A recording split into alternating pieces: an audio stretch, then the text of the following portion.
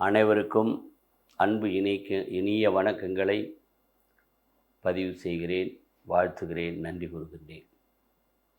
இன்றைய 19வது தலைப்பு மிக கவனிக்கப்பட வேண்டிய இந்த மனித வாழ்க்கைக்கு, இந்த இயற்கைக்கு அத்தியாவசியமான ஒரு மூலதனமான கண்ணீர் கழித்தல்.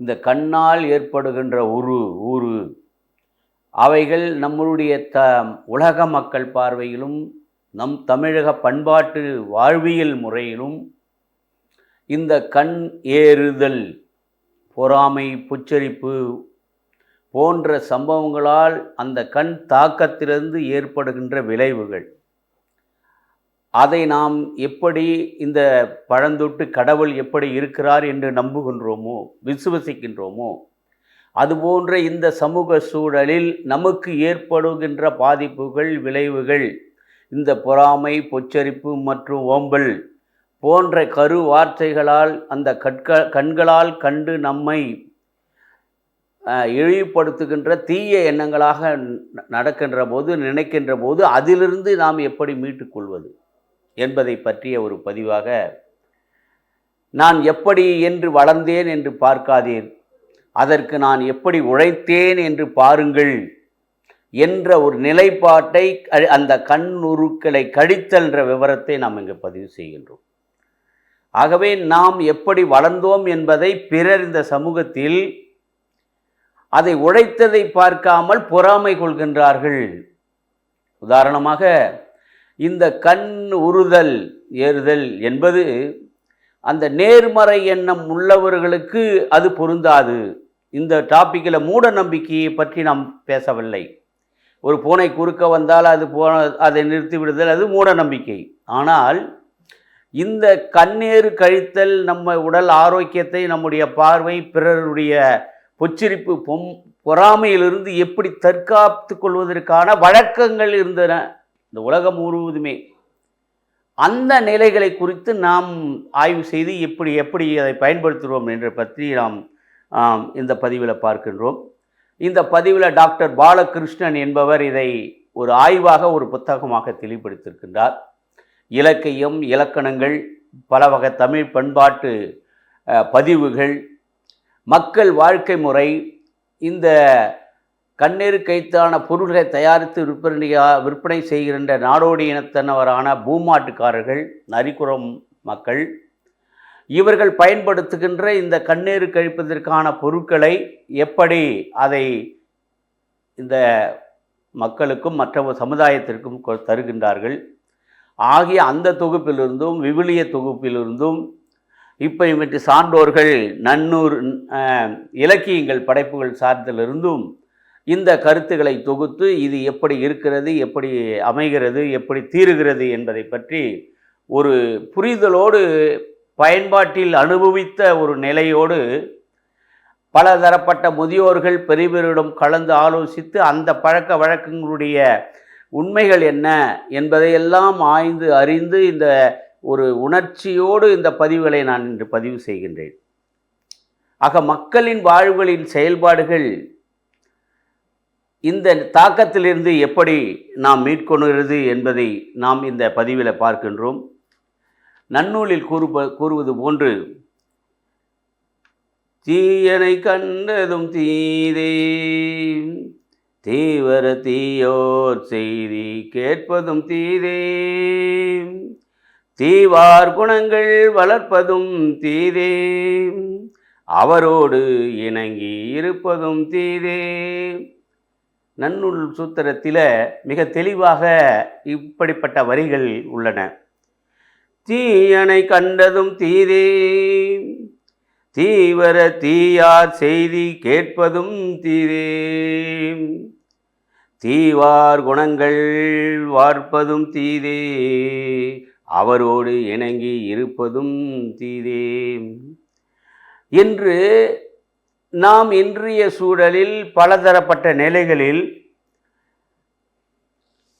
உதாரணமாக இந்த கண்ணீர் கழித்தினுடைய முறைகள், கண் பார்வையினுடைய அந்த விளக்கங்கள், பரிகாரங்கள்,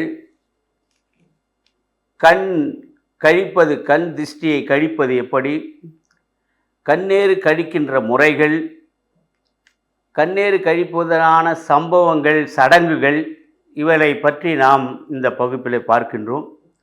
இதற்கு முன்னதாக 7வது அறிவு என்ற ஒரு திரைப்படம் நாம் பார்த்திருக்கின்றோம். அதில் அந்த யோகா என்ற நிலையில் தமிழகத்திற்கே சிறந்த அந்த யோகா, அந்த சீன அந்த வீரன் தன் கண் பார்வையாலே மற்றவர்களை திசை திருப்பதை நாம் அந்த படத்திலே பார்க்கின்றோம்.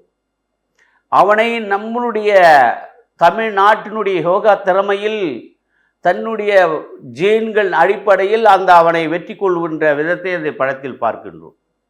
ஆகவே ஒரு கண் என்பது எவ்வளவு முக்கியமானது என்றால், இந்த உடல் உறுப்புகளில் மனிதனுடைய இந்த உலகத்தினுடைய அறிவுகளை 83% இந்த கண் புலன்கள் வழியாகத்தான் உள்ளே போகின்றது. காதுகளின் வழியாக 11% தான் அந்த உட்செல்கிறது. ஆகவே இந்த கண் வழியாக போகின்ற அனைத்து அறிவு ஜீவிகளும் அனைத்து நிகழ்வுகளும் இந்த உடல் உள்வாங்கி கொண்டு நம்முடைய வளர்ச்சிக்கு அதை பயன்படுத்துகின்றோம். ஆனால் இந்த கண்களால் அதை இனிமையான பார்வை, இரக்கமுள்ள பார்வை, நேரிய பார்வை, இப்படிப்பட்ட நற்குணங்கள் உள்ள பார்வையும் இந்த கண்களால் ஏற்படுகிறது. ஆனால் உன் கண் வலக்கண் இடராக இருந்தால் அதை உடனே பிடுங்கி எடுத்து விடு. ஒரு பெண்ணை இச்சையோடு நோக்கினாலே அவரிடம் நீ பாவக்குற்றம் செய்வதாக விவிலியம் கூறுகின்றது. ஆண்டவராக இயேசு அந்த நோயாளை கண் நோக்கி பார்த்தார், அவன் குணமடைந்தார். ஆகவே இந்த கண் புலத்திற்கு எப்பேற்பட்ட ஒரு சக்தி இருக்கிறது, அதை நாம் நல் வளர்ச்சிக்கு பயன்படுத்தி கொள்ள வேண்டும்.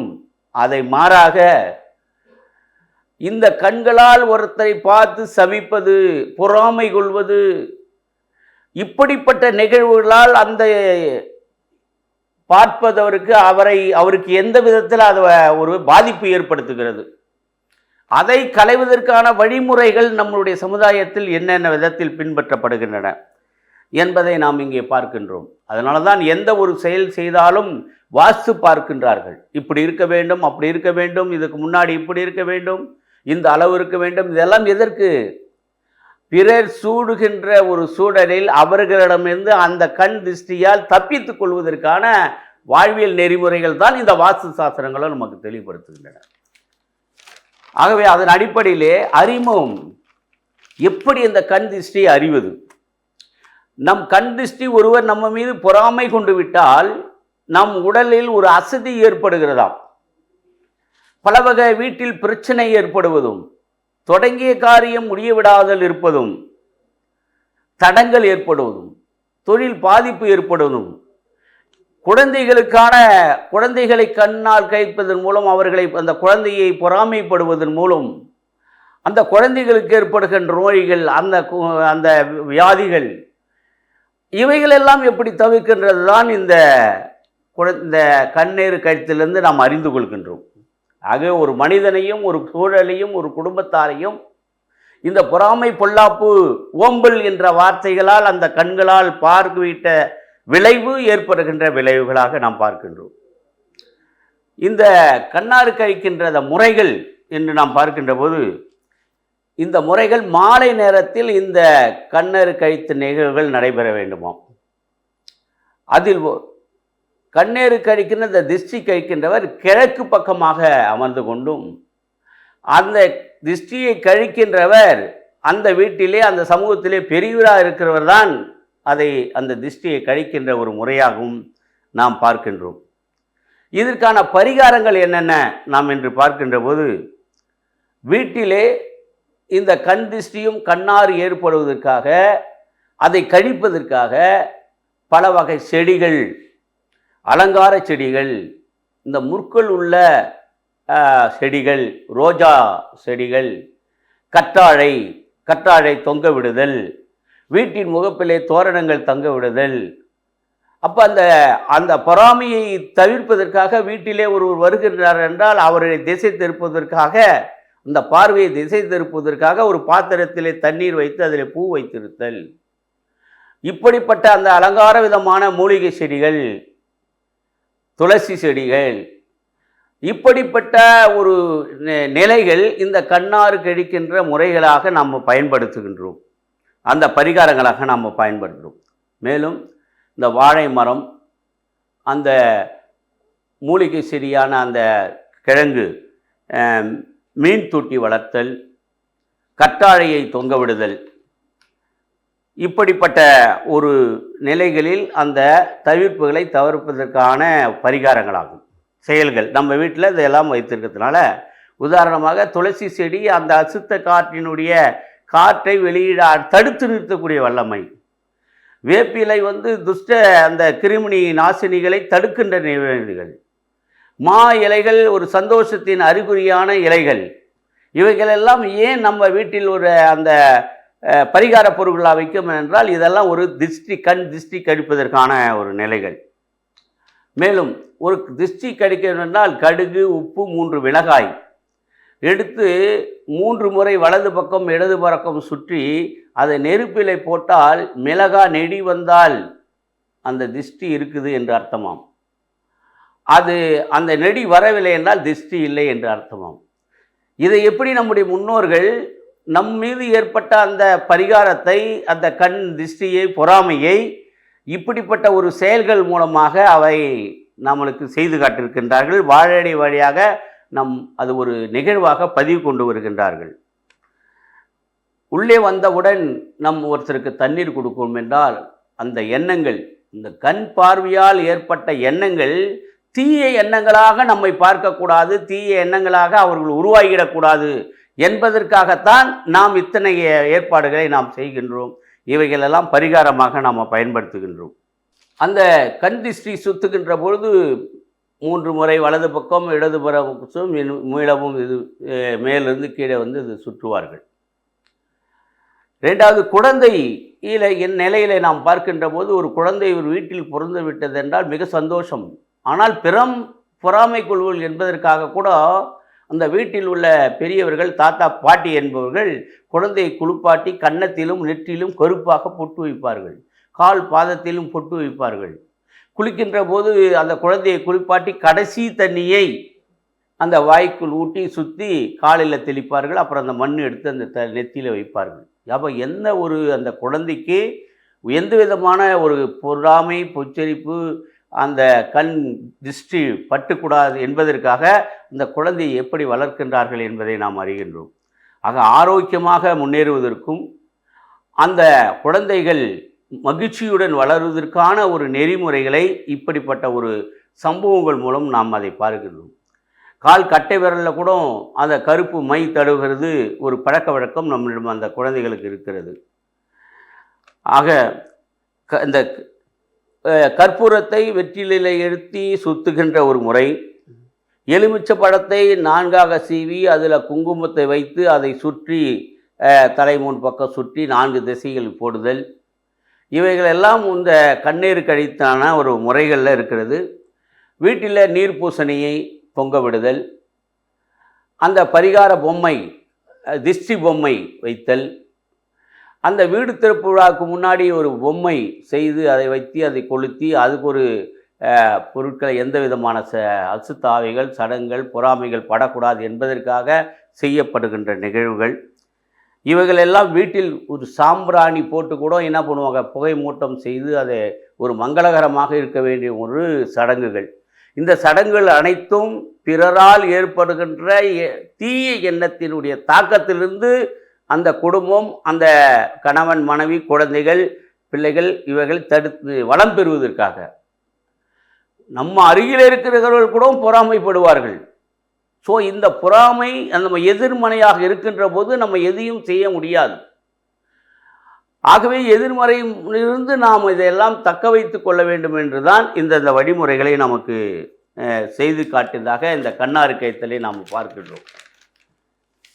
இந்த கண்ணாறு கைத்தல் என்பதில் ஒரு புடி சாதம் காக்கைக்கு வைப்பது, தொடப்ப குச்சி, பூந்தொடப்ப குச்சி எடுத்து தலையை சுற்றி அதை அடுப்பில் போடுவது, குழந்தையை உட்கார வைத்து அந்த சுற்றுவார்கள். பெரும்பாலும் இந்த குழந்தையை காது குத்தல் நிகழ்விலும் பெயர் சூட்டு நிகழ்விலும் அந்த தாய்மாமன் மடியிலே உட்கார வைத்து அதை தாய்மாமன் மடியிலே மொட்டையடித்து இந்த சடங்கு சம்பிரதாயங்களை செய்து அந்த பிறருடைய பொறாமை பொச்சிருப்பிலிருந்து தவிர்ப்பதற்காகத்தான் இந்த முறைகளை செயல்படுத்துகிறார்கள். அதற்கு முக்கியமானது தாய்மாமன்ற உறவை நாம் பயன்படுத்துகிறோம். அப்படி அந்த குழந்தைகளை நாம் செய்கின்ற போது அந்த குழந்தையை உட்கார வைத்து நாய்க்கண்ணு, நரிக்கண்ணு, நல்ல கண்ணு, நொல்ல கண்ணு, இந்த கண்ணு, அந்த கண்ணு, பிறர் கண்ணு என்று என்றும் தொலைந்து போன கண்ணு எப்படி என்றெல்லாம் வர்ணித்து அந்த கண்ணாறு கைத்தலை அந்த உப்பு, அந்த சுண்ணாம்பு இவைகளை சேர்த்து அதை 3 தடவை சுற்றி அதை 4 திசையிலும் செலுத்தி விடுவார்கள். ஆகவே இந்த பழக்கம் பல நாட்டுகளிலிருந்தும் இந்த பழக்க வழக்கங்கள் இருப்பதை நாம் அறிகின்றோம், படிக்கின்றோம். அப்போ அந்த உறுப்பு ஆகிய அந்த கண் வழியாக ஊறு ஏற்படுவதை நாம் நீக்குவதற்காக நாம் இந்த செயல்களை செய்கிறோம். ஆகவே கண்ணிறக்கம் என்பது அதனுடைய செயல்பாடுகள், கண்ணேறு கழித்தினுடைய விளைவுகள், கண்ணேறு கழித்தினுடைய பொருட்கள் என்ன, அதனுடைய சடங்குகள் என்ன சொல்லுகின்றது, அதனுடைய முறைகளை என்ன சொல்வது என்றை நாம் பார்க்கின்றோம். உதாரணமாக கண்ணே இல்லாத ஒரு உயிரினம் இருக்கிறது, அதுதான் மண்புழு. ஆனால் கண் நேர்பார்வை உள்ள ஒரு பார்வை, அது அந்த ஆந்தைக்கு மட்டும் 4 புறமும் பார்க்கின்ற ஒரு தன்மை அந்த கண்ணுக்கு, ஆந்தை கண்ணுக்கு மட்டும்தான் உள்ளது என்பது நமக்கு தெரிய வருகிறது. ஆகவே நம்முடைய இறைவனாகிய மதுரை மீனாட்சி அம்மன் கோயிலை கூட நாம் ஏன் அந்த காலத்தில் அரசர்கள் மீனாட்சி அம்மன் என்று வைத்தார்கள் என்றால், இந்த உயிரினங்களிலே கண்ணான ஒரு இமை என்று அந்த கண்ணுக்கு பாதுகாப்பான ஒரு இமை இருக்கிறது. அந்த கண்ணில் உள்ளே ஒரு கருவழி இருக்கிறது. அந்த கருவழி தான் குழந்தை பிறந்ததிலிருந்து இறுதி வரை, வயது முதிர்ந்து வரை அந்த கண் கருவழி ஒன்று மட்டும்தான் உடல் பாகத்திலே வளராத பாகம். மற்ற எல்லா பாகங்களும் உறுப்புகளும் வளரத்தன்மை கொண்டவை. அந்த பாதுகாப்பாக வைத்திருக்கின்ற அந்த கண் கருமடல் அது எல்லா உயிரினங்களுக்கும் இருக்கின்ற நிலையில் அந்த கண் ஓய்வு பெறுவதற்காக அந்த இமைகளை மூடி ஓய்வு பெறுவதற்கான நேரங்கள். அந்த ஓய்வு பெறுவதற்கான கண்ணுக்கு நாம் கொடுக்கின்ற நேரங்கள் 12 வயது வரை இவ்வளோ நேரம், 60 வயது வரை இவ்வளோ நேரம் தூங்க வேண்டும் என்ற ஒரு விதிமுறைகள் இருக்கின்றன. 61 வயதுக்கு மேலே 9 மணி நேரம் தூங்கணும், 60 வயதுக்குள்ள 7 மணி நேரம் தூங்கணும். அப்போ சிறு வயதில் குழந்தைகள் 12 மணி நேரம் தூங்கணும். ஏன்? அந்த கண்ணிற்கான பயிற்சிகள் நாம் தரப்பட வேண்டும். இந்த கண்ணானது இப்படிப்பட்ட ஒரு நிலையில்தான் அந்த கண்ணிற்கின்ற ஒரு சக்தி இருக்கிறது, மகா சக்தி இருக்கிறது, ஒருத்தரை ஈர்க்கின்ற சக்தி. அவளும் நோக்கினால் அண்ணலும் நோக்கினால், இந்த 2 கண்களும் நோக்கினால்தான் அந்த காதல் பலப்பயப்பட்டது. ஆகவே அந்த கண்ணுக்கு இருக்கின்ற அந்த ஈர்ப்பு சக்தி ஒவ்வொருவருக்கும் அது நன்மையாகவும் முடிகிறது, ஒவ்வொருவருக்கும் அது சில பேருக்கு அது கெடுதலையும் விளைவிக்கின்றது. அந்த கெடுதல் விளைவிக்கின்ற அந்த பார்வையை, அந்த ஊரு என்கின்ற அந்த உறுத்தலை ஏற்படுத்துகின்ற பார்வையை நாம் எப்படி நம்முடைய பழக்க வழக்கங்களில் அதை சரி செய்து கொள்வது என்பதை இந்த நேரத்திலே பார்க்கின்றோம். உள்ளத்தில் ஏற்படுகின்ற பொறாமை, பகைமை, இந்த விஷயங்களிலிருந்து விரைந்து பாய்கின்றதாம் இந்த நச்சுத்தன்மையான இந்த கண்ணாறு, அதாவது கண்ணீர் உருவாகுது. திருவள்ளுவர் கூட அதை சொல்லுகின்றார். கண்ணோடு கண்ணியே நேர்மையாம் என்ன பயனும் இளவாய் சொல் என்றும். கண் இமை மட்டும் இந்த வளராத அந்த நிலையில் அது எப்படி ஊர் ஏற்படுத்துகிறது? அந்த பார்வை உள்ளத்தில் போய் அதை தீய எண்ணங்களாக உருவாக்கி சிந்தித்து நம்மை அந்த நாவினால் சபிக்கிறது. அப்போதுதான் அது ஒருவருக்கு அது பாதிப்பை ஏற்படுத்துகிறது. எப்படி மின்சக்தியானது தெரியாது, ஆனால் அந்த மின் விசிறியால் ஓட்டம் பெறுகிறது. ஒரு இனிப்பை வைத்துவிட்டால் எங்கிருந்தாலும் அந்த எறும்பு தேடி வந்து ஈர்த்து கொள்கிறது. எண்ணெய் தடவிய காகிதத்திலே ஒட்டினால் எங்கிருந்த பூச்சிகள் அதில் ஒட்டி கொள்கிறது. அதுபோன்று இந்த பிறர் பார்க்கின்ற கெட்ட எண்ணத்தினால் பார்க்கின்ற பார்வையால் நம்முடைய பொருள்கள் நம்ம மேல் ஏற்படுகின்ற ஒரு ஈர்ப்பு, அது அப்படியே ஒரு கண்ணீர் கயத்தில் பாதிப்பை இருக்கிறதுல பதிவாக மாறுகிறது. ஆகவே இந்த ஈர்ப்பு இதிலிருந்து தவிர்ப்பதற்கு நாம் என்ன செய்ய வேண்டும்? ஆகவே நல்ல பார்வையாக இருக்க வேண்டும். இருக்கின்றார்கள் இனிய பார்வை, அன்பு பார்வை, அருளுள்ள பார்வை, கடைக்கண் பார்வை, இப்படிப்பட்ட பார்வைகளும் இருக்கின்றது. ஆனால் தீய பார்வையாக பார்க்கின்ற ஒரு பார்வை, அது அந்த எண்ணத்தையும் சிந்தனையும் மேலோங்கி நம்மை கெடுதலுக்கு பாதிப்புக்கு உண்டாக்குறது.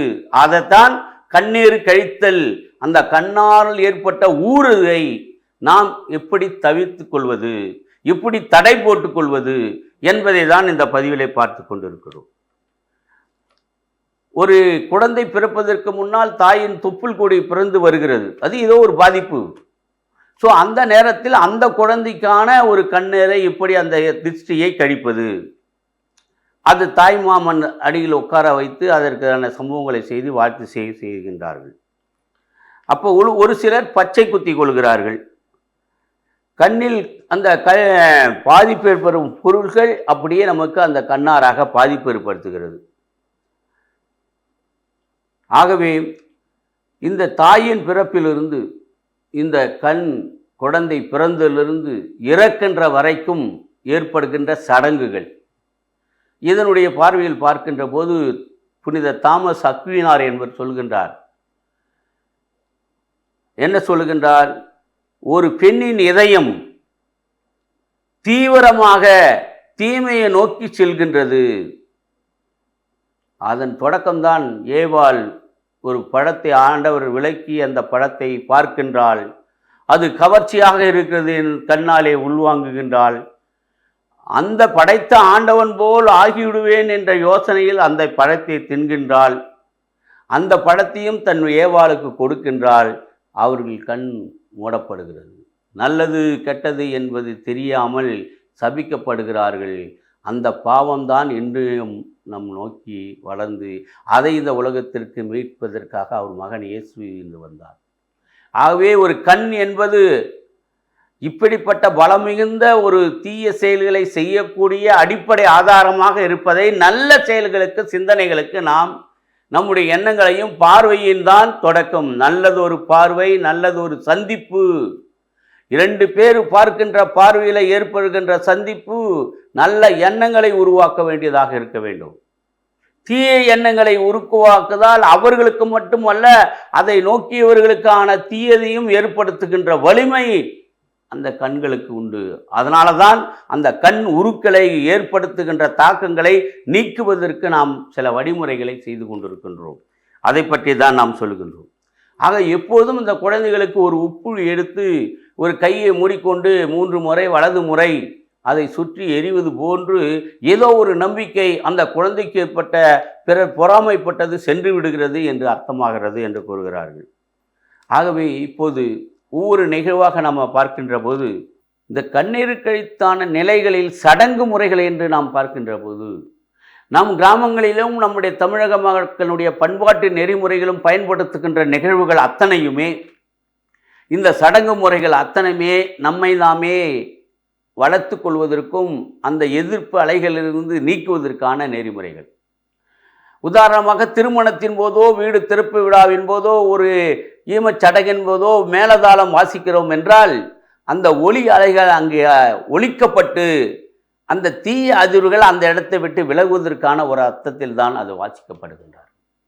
ஆகவே குழந்தைக்கு பெயர் வைத்ததிலிருந்து, மொட்டையடித்திலிருந்து, காது குத்தல் நிகழ்விலிருந்து, மஞ்சள் நீராட்டு விழாவிலிருந்து அத்தனை சடங்கு முறைகளை செய்கின்றார்கள் என்றால் அந்த தனி மனிதனுடைய பாதுகாப்புக்காக, அந்த தனி மனிதனுடைய ஆரோக்கியத்திற்கான அந்த சம்பவங்கள் பிறருடைய சூழ்நிலையிலிருந்து ஏற்படுகின்ற தாக்கத்திற்கு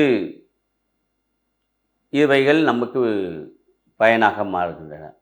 ஒரு வீடு திறக்கின்ற பொழுது கூட கடகால் இடுகின்ற போது நடத்துகின்ற சம்பவங்கள், வீடு கட்டி வீடு திறப்புழா நடத்துகின்ற சம்பவங்கள், ஒரு பசுமாட்டை அழைத்து கன்றுக்குட்டியோடு அழைத்து செல்வது, அந்த பொம்மையை வைத்து அதை எரித்து கொள்வது, அந்த உருவ பொம்மைகள் வைத்து அதை அகற்றுவது, இன்னும் அருட்தந்தையர்களும் மற்றவர்களையோ எடுத்து மந்திரிப்பது, அந்த இடத்தை புனிதமாக்குவது, அந்த இடத்தில் உள்ள பொருட்களை எல்லாம் ஆசீர்வதிப்பது, இப்படிப்பட்ட நிகழ்வுகள் அந்த வீடு திறப்பு விழாக்களில் நடக்கின்றன. இன்னும் சொல்லப்பென்றால் வாழை மரம், பனைமரம், பழந்தருமான கொலைகள், மாங்கொத்து தோரணங்கள், இவைகளையெல்லாம் அந்த இடத்தை புனிதமாக வைத்துக்கொள்வதற்கு எந்த கண்ணாரும் வராமல் அதை தடுப்பதற்கான ஒரு நெறிமுறையில் நாம் இன்றும் பயன்படுத்தி கொண்டு வருகிறோம். அதேபோல் திருமண நிகழ்வில் அதற்கு முன்னாடி நிச்சயதார்த்த விழா, அதில் மாமன் முறையில் அந்த பெண் எடுப்பதும் கொடுப்பதும் என்ற முறைகள், அந்த துணைக்கால் ஒரு முருகை கொம்பை நட்டு அந்த நிச்சயவரத்தில் அதை பணித்தல், இந்த சடங்கு முறைகள் எல்லாம் செய்தல். அடுத்தது அந்த குழந்தை 7வது மாதம் சீர்வரிசை செய்வது, அந்த பெண்ணிற்கான சீமந்தம் செய்வது, அப்போது அந்த உறவுகளெல்லாம் அவர்கள் மேல் சந்தனம் தடவி பூசி அவர்களை அந்த சடங்கு செய்வது, அந்த குழந்தை தாய்க்கான வளையல் இடுதல் போட்டு சந்தோஷமான இருக்க வேண்டும் என்ற ஒரு சடங்குகள் செய்வது, இதையெல்லாம் அந்த எதிர்ப்பு அலைகளிலிருந்து, நோய்களிலிருந்து, பிறர் பொருளாமுறாப்புன்ற நிலைகளிலிருந்து தவிர்த்து அந்த குழந்தையை அந்த தாய் பெற்றெடுக்க வேண்டிய ஒரு சங்கடங்கள், சம்பவங்கள் இவைகள் நடத்துகின்றன. அப்போ குழந்தை அந்த பிறக்கின்ற போது செய்கிற சீமந்தங்கள், ஆக ஒவ்வொரு நிகழ்வில் இருக்கின்ற சம்பவங்கள் எல்லாத்திற்கும் பழங்கால தமிழ் பண்பாட்டின் முறை ஒரு அறிவியல் பூர்வமான தத்துவங்கள் இருக்கின்றன. வளையல் போடுவதற்கு, காது குத்துவதற்கு, மூக்கு குத்துவதற்கு, காலில் மெட்டு அணிவதற்கு, வளையல் போடுவதற்கு, கழுத்தில் செயின் அணிவதற்கு, தாலி கட்டுவதற்கு எல்லாமே அறிவியல் சார்ந்த இந்த பழக்க வழக்கங்கள் தனி மனிதனுடைய வளத்தை வெளிப்படுத்துவதற்கான ஏற்படும் சடங்குகள், சம்பவங்கள். இவைகள் நம்மளுடைய பிறருடைய எதிர்நோக்கு செய்கிறது நம்மை தாமே அதை மீட்டுக்கொள்வதற்கான நிகழ்வுகள். ஏன் ஈமச்சடங்கின் போது கூட நாம் செய்கின்ற சடங்கு முறைகள், காரியம் நடக்கின்றது, அந்த காரிய நிகழ்வுகள், அந்த உறவு முறைகள், செய்கின்ற நிகழ்வுகள் எல்லாம் ஒவ்வொரு அர்த்தத்தையும் புரிதலையும் ஏற்படுத்தி நம்மை தனி மனிதன வாழ்க்கையை, அந்த குடும்ப வாழ்க்கையிலே ஒரு சம்பவங்களை ஏற்படுத்துவதற்காக. உதாரணமாக ஒரு சம்பவம், ஒரு அண்ணன் தம்பி ஒரு ஒரு மனப்பிரச்சனை, அவர்களுக்கான ஒரு புரிதல் இல்லை. அப்போ ஒரு சந்திப்பு ஏற்படுகிறது. அந்த அண்ணனை பார்த்து அந்த தம்பி சொல்கிறான், என்னை ஏன் கொலைகாரன் என்று பார்க்கின்றாயா என்று. அவன் பார்வை அவன் அண்ணனை கொலைகாரன் பார்வையில் பார்க்கிறது. ஆனால் அந்த அண்ணன் திரும்பி சொல்லுகின்றான், தம்பி உன்மேல் இரக்கப்படுகின்றேன், உன் மீது பரிதாபப்படுகின்றேன், எனக்கு என்ன ஆசை, ஏன் இப்படி நீ பரிதாபப்படுகின்ற ஒரு அவனுடைய கொடூர பார்வையிலிருந்து அவனுக்கு இரக்க பார்வையாக அவருக்கு பதில் கூறுகின்றார். இதுதான் அந்த கண்ணீர் கயிற்றிலிருந்து நாம் விடுவித்துக் கொள்வது. ஆகவே ஒவ்வொரு நிலையிலும் விவிலியத்தில் கூட உன் கண்ணை அடைந்தால் மறு கண்ணத்தை காட்டு என்று அர்த்தம் என்று சொல்கிறார்கள்.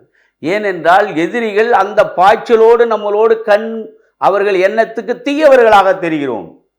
ஆனால் நாம் அவர்களுக்கு அந்த எண்ணத்தை மாற்றுகின்ற சக்தியை ஒரு அன்பால, ஒரு அரவணைப்பால, அவர்கள் ஒரு சொல் வெல்லும், ஒரு சொல் கொல்லும். ஆகவே இத்தகைய நல்ல சொற்கள் அந்த தீவினைகளிலிருந்து தவிர்ப்பதற்காக நாம் பயன்படுத்தி கொள்ள வேண்டும் என்றுதான் இந்த நேரத்திலே இந்த பதிவு செய்கின்றோம். ஆகவே ஒவ்வொரு தனி மனிதன் வாழ்க்கையும், குடும்ப வாழ்க்கையும், அந்த உறவு வாழ்க்கையும் இன்றைய சமுதாயத்தில் அன்று அறம் செய்தார்கள், இன்று பொருள் சார்ந்து இருக்கிறது இன்று இந்த உலகம். ஆகவே அன்பும் மரணம் உடைத்தாயின் அன்று இல்வாழ்க்கை, இன்று பொன்னும் பொருளும் சேர்ந்தது இல்வாழ்க்கை ஆகின்ற ஒரு நிலை மாறி இருக்கிறது. அதற்கெல்லாம் காரணம் ஒவ்வொருத்தருடைய வாழ்வில் திறன்கள். நான் எப்படி வளர்ந்தேன் என்று பார்க்காதே சுற்றுவாட்டார் மக்களே, நான் அதற்கு எப்படி உழைத்தேன் என்று பாருங்கள் என்று கூறி அவர்களுடைய பார்வையிலிருந்து நம்மை தப்பித்துக் கொள்வது. ஆகவே ஒவ்வொரு நாட்களும், ஒவ்வொரு நிலைகளிலும், ஒவ்வொரு திருப்பு முனையான ஒவ்வொரு வாழ்வியல் செயல்களிலும் நம்மை நோக்கி பலாயிரம் கண்கள் பார்க்கின்றன. அந்த கண்களில் அவர்களுடைய இரக்கமுற்ற கண்களால் நாம் வளர்வதும், அந்த எதிர்நோக்கு உள்ள கண்களால் நம்மை அவர்களிடமிருந்து விடுவித்துக் கொள்வதும் ஒரு தமிழ் பண்பாட்டு முறை, சாங்கியம் அல்லது ஒரு செயல்கள், நம்மை ஆரோக்கியம் வைப்பதற்கான நடைமுறைகள் செயல்களை, அந்த நடைமுறை பயன்பாட்டுகளை வீட்டில் என்ன பயன்படுத்துவது, நமக்கு என்ன பயன்படுத்தி கொள்வது. ஒரு சில கிராமங்களில் பார்த்து உடனே ஒரு பெரியவற்றை போவாங்க, வேப்பலையால் மந்திரிப்பார். அந்த நம்பிக்கை அவர் மந்திரிச்சு தான் எனக்கு சரியாக போயிடுச்சு. அப்போ ஒருவரிடம் ஏற்படுகின்ற நம்பிக்கையை பொறுத்து தான் உன்னுடைய குணமும் பெறுகிறது, உன் நோயும் தீர்கிறது. ஆகவே அந்த நம்பிக்கையின் வெளிப்பாடாகத்தான் கண்ணேறு கழித்தல். பிறருடைய கண் உருக்களாகிய அந்த பொறாமைகளை நாம் சில சம்பிரதாயங்களின்படி அதை தடுத்து தீர்த்து கொள்ள வேண்டும் என்பதுதான் இந்த பதிவு. இது எல்லோருக்கும் இருக்கிறது. யாரும் உயர்ந்தவர் தாழ்ந்தவர், பணக்காரர் ஏழை என்ற வித்தியாசமே இல்லாமல் ஒவ்வொருத்தருடைய செயலுக்கும் வாழ்வுக்கும் அவரவர்களுடைய ஊழியமே முதன்மையான செயல்களாக இருக்கிறது. ஆகவே அவர்கள் பொறாமைப்படுகிறார்கள் என்பதால் நாம் வளர்ந்து விட இருக்க முடியாது. நம்முடைய உழைப்பும் நம்முடைய எண்ணங்களும் நம்முடைய நேர்மறை எண்ணங்களும், என்னால் முடியும், என்னால் மட்டும் முடியும், என்னால் முடியாதது வேறு யாராலும் முடியாது என்ற ஒரு தன்னம்பிக்கை, இது எல்லாம் தவிடுபடியாக்கிவிடும். ஆகவே ஒரு தனி மனிதனுடைய மேம்பாடு, அவன் வளர்கின்ற விதம் மற்றவர்களால், இந்த உலகத்தினரால், உலக மக்களால் இந்த கண் இமை, கண்ணால் அவர்கள் பார்க்கின்ற பார்வை நமக்கு நேர்முக ஆய்வு தந்து, அவர்கள் எதிர்மறையாக நம்மை பார்க்கின்ற எண்ணங்களை தவிர்த்து நாம் வளருவதற்கு இத்தகைய ஒரு முன்னேற்பாட அந்த கண் உருக்களை நம்மளுடைய நல்ல எண்ணங்களால், நல்ல சிந்தனைகளால், நல்ல செயல்களால் செய்கின்றோம் என்றால் எந்த கண்ணு உருவாக இருந்தாலும் நமக்கு அது பொருந்தாது. ஆகவே அந்த எண்ணங்கள், இதயங்களுடைய எண்ணங்கள் அன்புகளாகவும், பிறரை நேசிப்பவர்களாகவும், பிறரை உதவுவர்களாகவும், பிறரை ஆதரிக்கின்றவர்களாகவும் வாழ்கின்ற பொழுதுதான் இந்த நிலைக்கு நாம் ஒரு முற்றுப்புள்ளி வைக்க முடியும். ஆகவே எனக்கு கண்ணாறு வந்துச்சு என்று சொல்வதை விட, அந்த கண் உருக்கள் படி நாம் எப்படி வாழ்ந்து வளர்ந்து கொள்ள வேண்டும், நல்ல எண்ணங்களாக உருவாக்கி கொள்ள வேண்டும், நாம் பிறரை பார்த்து பாராட்டப்பட வேண்டும். இப்படி பாராட்டப்படுகின்ற பொழுது இந்த கண்ணூறு என்பதே நமக்கு கிடையாது. நம்முடைய எண்ணங்கள் தீய வகைகளாக இருக்கும்போது அது நமக்கு, அவருடைய கண்ணூருக்கள் நமக்கு துன்பங்களாக வருகிறது என்பதுதான் இந்த பார்வையினுடைய பதிவாக பதிந்து, ஒவ்வொருவரும் தன்னுடைய மூட நம்பிக்கையிலிருந்தும், தன்னுடைய எண்ணங்களை தூய்மையாக்கியிருந்தும், பிறருக்கு நன்மை செய்வதிலிருந்தும், பிறரை அரவணைத்து ஆறுதல் செய்து உதவி செய்வர்களாக இருந்தும் நல்ல காரியங்களை செய்வதே சிறந்தது.